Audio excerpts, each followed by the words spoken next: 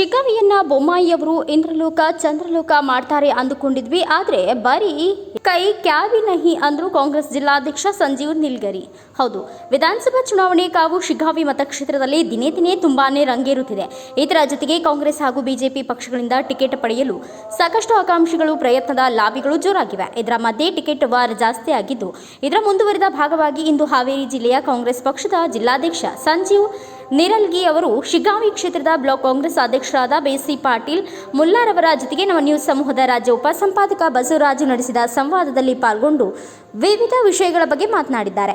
ರಾಜ್ಯಾದ್ಯಂತ ವಿಶೇಷವಾಗಿ ಲೋಕಸಭಾ ಚುನಾವಣೆ ಮುಗಿದ ಮೇಲೆ ಒಂದ್ ರೀತಿ ಉಪಚುನಾವಣೆಯ ಒಂದ್ ರೀತಿ ರಂಗು, ವಿಶೇಷವಾಗಿ ಮಾಜಿ ಮುಖ್ಯಮಂತ್ರಿ ಬಸವರಾಜ ಬೊಮ್ಮಾಯಿ ಅವರ ಒಂದ್ ರೀತಿ ಸ್ಪರ್ಧೆ ಮಾಡಿರ್ತಕ್ಕಂಥ ಒಂದ್ ರೀತಿ ವಿಧಾನಸಭಾ ಕ್ಷೇತ್ರ ಶಿಗ್ಗಾಂವ್ ವಿಧಾನಸಭಾ ಕ್ಷೇತ್ರಕ್ಕೆ ಉಪಚುನಾವಣೆ ಘೋಷಣೆ ಆಗಿರ್ತಕ್ಕಂಥದ್ದು. ವಿಶೇಷವಾಗಿ ಇವತ್ತು ಕಾಂಗ್ರೆಸ್ ಪಕ್ಷದ ವತಿಯಿಂದ ಒಂದ್ ರೀತಿ ಸಂಜೀವ್ ನಿಲ್ಗಿ ಮತ್ತೆ ಇನ್ನುಳಿದಿರ್ತಕ್ಕಂಥ ಬ್ಲಾಕ್ ಅಧ್ಯಕ್ಷರ ಜೊತೆ ಸಾಕಷ್ಟು ಒಂದ್ ರೀತಿ ತಂತ್ರಗಳನ್ನ ಮಾಡ್ತಾ ಇರ್ತಕ್ಕಂಥದ್ದು. ನಮ್ಗೆ ಹಾವೇರಿ ಜಿಲ್ಲಾಧ್ಯಕ್ಷ ಆಗಿದ್ದಂತ ಸಂಜೀವ್ ನೀಲಗಿರಿ ಸಿಕ್ಕಿದ್ರೆ. ಸರ್ ನಮಸ್ತೆ. ಸರ್ ಹೇಳಿ ಸರ್, ವಿಶೇಷವಾಗಿ ಒಂದ್ ರೀತಿ ಬಯಸದೆ ಬಂದ ಭಾಗ್ಯ, ಒಂದ್ ರೀತಿ ವಿಶೇಷವಾಗಿ ಉಪಚುನಾವಣೆ ಬಂದಿದೆ, ಯಾವ ರೀತಿ ನಡೆದಿದೆ?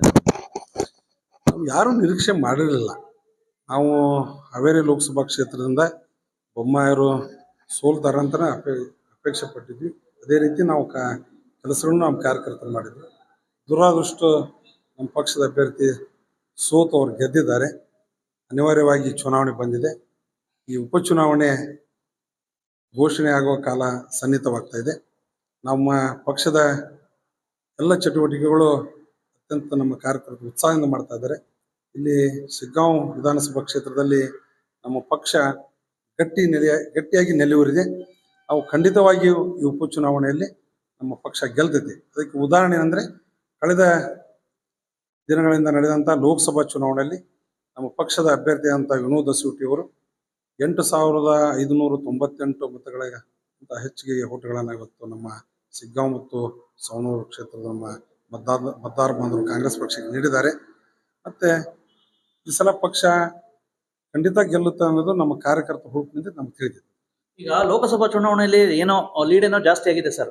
ವಿಶೇಷವಾಗಿ ಕ್ರೆಡಿಟ್ ವಾರ್ ಜಾಸ್ತಿ ಆಗಿದೆ. ಒಂದ್ ಕಡೆ ಪಠಾಣ್ ಅವರು ಒಂದ್ ರೀತಿ ಒಂದ್ ಕಡೆ ಹೇಳ್ತಾ ಇದ್ರೆ ನನ್ನ ವರ್ಚಸ್ಸಿಂದ ಆಗಿರ್ತಕ್ಕಂಥದ್ದು ಅಂತ, ಒಂದ್ ಕಡೆ ಇನ್ನೊಬ್ರು ಹೇಳ್ತಾ ಇದ್ರೆ ಖಾದ್ರಿ ಅವರು ನನ್ನ ವರ್ಚಸ್ಸಿಂದ ಆಗ್ತಾ ಇರ್ತಕ್ಕಂಥದ್ದು ಅಂತ. ಇಲ್ಲ ಒಂದ್ ಕಡೆ ಇಂತಹ ಸಂದರ್ಭದಲ್ಲಿ ಒಳ ಜಗಳಗಳು ಜಾಸ್ತಿ ಇದಾವೆ. ಯಾವ ರೀತಿ ಸಾಧ್ಯ ಉಪಚುನಾವಣೆ ಗೆಲ್ಲೋದಕ್ಕೆ? ಉಪಚುನಾವಣೆ ಇದು ನಮ್ಗೆ ಪಕ್ಷ ಯಾವ ರೀತಿಯಾಗಿ ನಿರ್ದೇಶನ ಇರ್ತೈತಿ ಅದರ ಪ್ರಕಾರ. ಇಲ್ಲಿ ವೈಯಕ್ತಿಕ ವರ್ಚಸ್ಸು ಇರ್ಬೋದು ನಾಯಕರದ್ದು, ನಾವು ಇಲ್ಲ ಅಂತ ಅಲ್ಲಿಗೆಳೆಯಲ್ಲ. ಆದರೆ ಇವತ್ತು ಪಕ್ಷದ ವರ್ಚಸ್ಸಿದೆ. ನಮ್ಮ ರಾಜ್ಯದ ನಾಯಕರಾದಂಥ ಸಿದ್ದರಾಮಯ್ಯವ್ರ ವರ್ಚಸ್ಸಿದೆ ಕ್ಷೇತ್ರದಲ್ಲಿ, ಡಿ.ಕೆ. ಶಿವಕುಮಾರ್ ವರ್ಚಸ್ಸಿದೆ. ನಾವು ಕೊಟ್ಟಂಥ ಗ್ಯಾರಂಟಿಗಳು ಇವತ್ತು ನಮಗೆ ಕೈ ಹಿಡಿದವು. ಜೊತೆಗೆ ನಮ್ಮ ಪಕ್ಷದ ಅಭ್ಯರ್ಥಿ ಯುವಕನಾಗಿದ್ದ. ಹೀಗಾಗಿ ಇವತ್ತು ಎಲ್ಲರೂ ಕೂಡ್ಕೊಂಡು ಮಾಡಿದ್ದೇವೆ. ಇವತ್ತು ಯಾರು ಇದ್ರೊಳಗೆ ಒಬ್ಬೊಬ್ಬರದ ಕ್ರೆಡಿಟ್ ತೊಗೊಳಕ್ಕೆ ಸಾಧ್ಯ ಇಲ್ಲ. ಇದು ಸಾಮೂಹಿಕವಾಗಿ ಅಂತ ಕ್ರೆಡಿಟ್ ಸಲ್ಲಬೇಕು. ವಿಶೇಷವಾಗಿ ನಾವು ಮತದಾರರಿಗೆ ನಾವು ಕೃತಜ್ಞತೆ ಸಲ್ಲಿಸಬೇಕು ಪ್ರಥಮವಾಗಿ. ಎರಡನೇದಾಗಿ ನಮ್ಮ ಪಕ್ಷದ ಕಾರ್ಯಕರ್ತರಿಗೆ, ಮೂರನೇದಾಗಿ ನಮ್ಮ ಪಕ್ಷದ ಎಲ್ಲ ನಾಯಕರುಗಳಿಗೆ. ಯಾಕಂದ್ರೆ ನಮ್ಮ ನಾಯಕರುಗಳು ಕೊಡುಗೆರುತ್ತೆ. ಎಲ್ಲರೂ ಈಗ ಒಬ್ಬ ಮತದಾರ ಒಂದೇ ದೃಷ್ಟಿಯಿಂದ ಮತದಾನ ಮಾಡಲ್ಲ. ತನಗೆ ಇವತ್ತು ನಮ್ಮ ಸರ್ಕಾರ 5 ಗ್ಯಾರಂಟಿ ಯೋಜನೆಗಳು ಯಾರು ಕೊಡ್ಲಿಕ್ಕೆ ಸಾಧ್ಯ? ಇಲ್ಲಿ ನಮ್ಮ ಗ್ಯಾರಂಟಿ ಯೋಜನೆಗಳು ಈ ಕ್ಷೇತ್ರದಲ್ಲಿ ಮುಟ್ಟಿವೆ ಅಂತ ಹೇಳ್ತೀವಿ ನಾವು. ಹೀಗಾಗಿ ನಮ್ಮ ಮತದಾರರು ಕೈ ಹಿಡಿದಿದ್ದಾರೆ. ಕ್ರೆಡಿಟ್ ಪಕ್ಷಕ್ಕೆ ಸಲ್ಲತೈತಿ. ಜೊತೆಗೆ ನಮ್ಮ ಪಕ್ಷದ ಕಾರ್ಯಕರ್ತರು ಹಿಡ್ಕೊಂಡು ನಮ್ಮ ಪಕ್ಷದ ಎಲ್ಲ ನಾಯಕರಿಗೂ ಅದು ಸಲ್ಲಬೇಕು, ವಿಶೇಷವಾಗಿ ನಮ್ಮ ಮತದಾರ ಬಾಂಧವರು. ಕಾಂಗ್ರೆಸ್ ಪಕ್ಷದಿಂದ ವಿಶೇಷ ಹಲವಾರು ಟಿಕೆಟ್ ಆಕಾಂಕ್ಷಿಗಳ ಪಟ್ಟಿನೇ ಇದೆ. ಒಂದ್ ಕಡೆ ಪಠಾಣ್ ಅವರು, ಒಂದ್ ಕಡೆ ಖಾದ್ರಿ ಅವರು, ವಿಶೇಷವಾಗಿ ನಿಮ್ದು ಸಹ ಹೆಸರು ಕೇಳಿ ಬರ್ತಾ ಇದೆ. ತಾವು ಸಹ ಪ್ರಬಲ ಆಕಾಂಕ್ಷಿ ಅಂತೆ, ನಿಜನಾ? ನಾನು ಹೋದ್ಸಲನೇ ಟಿಕೆಟ್ ಕೇಳಿದ್ವಿ. ಈ ಸಲ ನಾನು ಪ್ರಬಲ ಅಂತಲ್ಲ, ಆಕಾಂಕ್ಷಿ ಹೌದು. ಪಕ್ಷ ಒಂದು ನಿರ್ಧಾರ ಮಾಡ್ತೈತಿ. ಹಲವಾರು ಆಕಾಂಕ್ಷಿಗಳಿದ್ದಾರೆ ಕ್ಷೇತ್ರದಲ್ಲಿ. ಬೇಡಿಕೆ ಸಲ್ಲಿಸಿದ್ದೀರಾ? ನನಗೂ ಈ ಸಲ ಟಿಕೆಟ್ ಕೊಡಿ ಸಲ್ಲಿಸಿದೆ. ನಾವು ಪಕ್ಷದ ಹೈಕಮಾಂಡ್ಗೆ ಸಲ್ಲಿಸಿದ್ದೇನೆ. ನಾನು ವೈಯಕ್ತಿಕವಾಗಿ ಸಲ್ಲಿಸಿದ್ದೇನೆ. ರಾಜ್ಯ ಅಧ್ಯಕ್ಷರಿಗೆ, ಮುಖ್ಯಮಂತ್ರಿಗಳಿಗೆ, ಕಮಿಟಿಯ ನಮ್ಮ ಅಧ್ಯಕ್ಷರಿಗೆ, ಜಿಲ್ಲಾ ಉಸ್ತುವಾರಿ ಸಚಿವರಿಗೆ ಸಲ್ಲಿಸಿದ್ದೇವೆ. ಆದರೆ ಪಕ್ಷ ಒಂದು ಏನು ನಿರ್ದೇಶನ ನೀಡ್ತದೆ, ಪಕ್ಷ ಯಾರಿಗೆ ಟಿಕೆಟ್ ಕೊಡ್ತೈತಿ ಅದಕ್ಕೆ ನಾವು ಎಲ್ಲರೂ ಸಮ್ಮತದಿಂದ ನಾವು ಕೆಲಸ ಮಾಡ್ತೇವೆ. ಇದ್ರಾಗ ಏನು ಭಿನ್ನಾಭಿಪ್ರಾಯ ಇಲ್ಲ. ಯಾರಿಗೆ ಕೊಟ್ಟರು, ಯಾವ ಸಮಾಜದವ್ರಿಗೆ ಕೊಟ್ಟರು ನಮ್ಮ ಪಕ್ಷ ಇವತ್ತು ಕೆಲಸವಂತ ಕೆಲಸ ನಾವು ಮಾಡ್ತೀವಿ. ಇದ್ರಾಗ ಯಾವುದು ಭಿನ್ನಾಭಿಪ್ರಾಯ ಇಲ್ಲ. ಪಕ್ಷದ ಒಂದು ಚೌಕಟ್ಟಿನಡಿ ಒಳಗೆ ನಾವೆಲ್ಲರೂ ಕೆಲಸ ಮಾಡ್ತೀವಿ. ಮೇಲ್ನೋಟಕ್ಕೆ ನಿಮ್ಮ ನೇರ ಎದುರಲ್ಲಿ ಬಿಜೆಪಿ ಪಕ್ಷ ಸರ್. ವಿಶೇಷವಾಗಿ ಬಿಜೆಪಿ ಪಕ್ಷದ ವತಿಯಿಂದ ಒಂದು ರೀತಿ ಬೊಮ್ಮಾಯಿಯವರ ಸುಪುತ್ರ ಮತ್ತೆ ವಿಶೇಷವಾಗಿ ಶಶಿಧರ ಎಲೆಗಾರ್ ಅವರ ಹೆಸರು ಕೇಳಿ ಬರ್ತಾ ಇದೆ. ನಿಮ್ದು ಸಹ ಸಾಕಷ್ಟು ಇದಾಗ್ತಾ ಇದೆ. ವಿಶೇಷವಾಗಿ ಅಭಿವೃದ್ಧಿಗೆ ಸಂಬಂಧಿಸಿದಂತೆ ಹಾಲಿ ಶಾಸಕರು ಬಿಜೆಪಿ ಪಕ್ಷದವರು ಇದ್ರು, ಏನೋ ಅಭಿವೃದ್ಧಿ ಆಗಿದೆಯಾ? ನೋಡ್ರಿ, ಈಗ ಬೊಮ್ಮಾಯಿಯವರು ಮುಖ್ಯಮಂತ್ರಿಗಳಾಗಿದ್ದಾಗ ಇವತ್ತು ಇದನ್ನ ಇಂದ್ರಲೋಕ ಮಾಡ್ಬೋದಾಗಿತ್ತು, ಚಂದ್ರಲೋಕ ಮಾಡ್ಬೋದಾಗಿತ್ತು. ಸಂಪೂರ್ಣವಾಗಿ ಬೊಮ್ಮಾಯಿಯವರು ವಿಫಲರಾಗಿದ್ದಾರೆ ಅಭಿವೃದ್ಧಿ ವಿಷಯದಲ್ಲಿ. ಒಬ್ಬ ರಾಜ್ಯದ ದೊರೆ ಕೈಯಾಗನ ಒಂದು ಹಣಕಾಸಿನ ಖಾತೆ ಇತ್ತು, ಸಾವಿರಾರು ಕೋಟಿ ರೂಪಾಯಿ ಅನುದಾನ ತಂದು ಕ್ಷೇತ್ರ ಮತ್ತು ಜಿಲ್ಲೆಯನ್ನು ಅಭಿವೃದ್ಧಿಪಡಿಸುವಂಥ ಕೆಲಸವನ್ನು ಮಾಡ್ಲಿಕ್ಕೆ ಬಹಳ ದೊಡ್ಡ ಅವಕಾಶ ಇತ್ತು. ಅವಕಾಶದಿಂದ ವಂಚಿತರಾದರು ಬೊಮ್ಮಾಯಿಯವರು. ಹೀಗಾಗಿ ಅತ್ಯಂತ ಹಿಂದುಳಿದ ಜಿಲ್ಲೆಗಳಲ್ಲಿ ನಮ್ಮ ಶಿಗ್ಗಾಂವ್ ಸವಣೂರು ಕ್ಷೇತ್ರ ಒಂದು 4 ಬಾರಿ ಗೆದ್ದಂಥ ಬೊಮ್ಮಾಯಿಯವರು ಕ್ಷೇತ್ರದ ಜನತೆಗೆ ಮೋಸ ಮಾಡಿದ್ದಾರೆ. ಅಭಿವೃದ್ಧಿ ಕೆಲಸಗಳು ಕಾಣ್ತಾ ಇಲ್ಲ. ಹೀಗಾಗಿ ಬಿಜೆಪಿಯಿಂದ ಯಾರೇ ಕೊಟ್ಟರು ಸಹ ಖಂಡಿತವಾಗಿ ಬಿಜೆಪಿ ಅಭ್ಯರ್ಥಿ ಸೋಲ್ತೈತಿ, ಕಾಂಗ್ರೆಸ್ ಅಭ್ಯರ್ಥಿ ಯಾರೇ ಕೊಟ್ಟರು ಗೆಲ್ತಾರೆ ಸರ್. 100ಕ್ಕೆ 100 ಕಾಂಗ್ರೆಸ್ ಪಕ್ಷ ಗೆಲ್ಲುವುದು ನಿಶ್ಚಿತ ಈ ಕ್ಷೇತ್ರದ. ಬ್ಲಾಕ್ ಅಧ್ಯಕ್ಷರು ವಿಶೇಷವಾಗಿ ಒಂದ್ ಕಡೆ ಪಾಟೀಲ್ ಅವರು ಇದ್ದಾರೆ, ಒಂದ್ ಕಡೆ ಸವಣೂರು ಬ್ಲಾಕ್ ಅಧ್ಯಕ್ಷ ಇದ್ದಾರೆ.